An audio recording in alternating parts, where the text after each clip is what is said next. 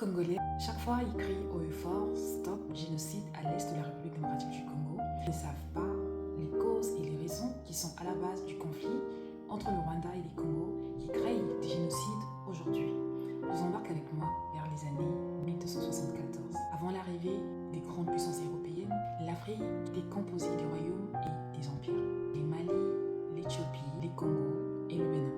Lors de la conférence de Berlin en 1895, les grandes puissances ont décidé de sépartager l'Afrique. Chaque puissance a pris une partie de l'Afrique.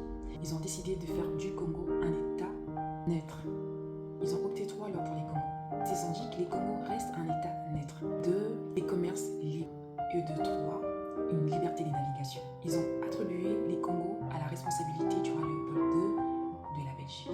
Quelques années après, le roi Léopold II va rencontrer un Américain au nom d'Edalop. Et ensemble, ils vont se réunir pour exploiter les ancêtres congolais parce qu'ils avaient découvert que dans la forêt équatoriale, il y avait de la matière avec laquelle on pouvait fabriquer les punais.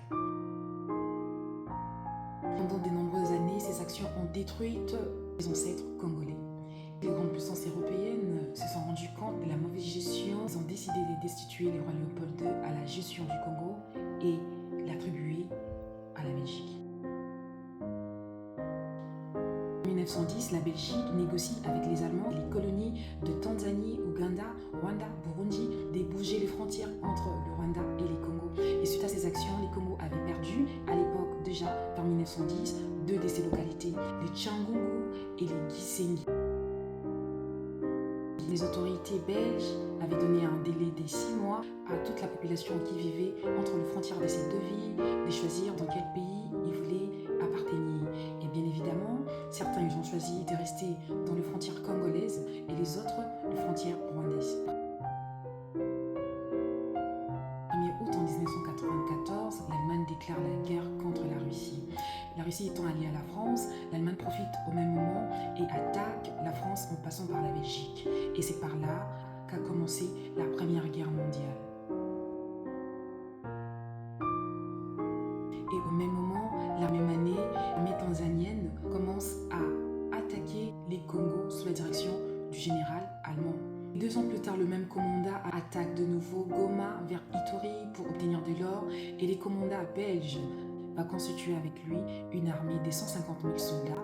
Ils vont contre-attaquer. Ensemble, ils vont réussir à mettre fin à l'attaque allemande. Là, ils vont chasser les commandants avec son armée jusqu'à Tanzanie, Ouganda et tout le pays. Le 9 mai 1916, l'armée congolaise, sous la direction du général belge, vont contrôler la ville de Kigali.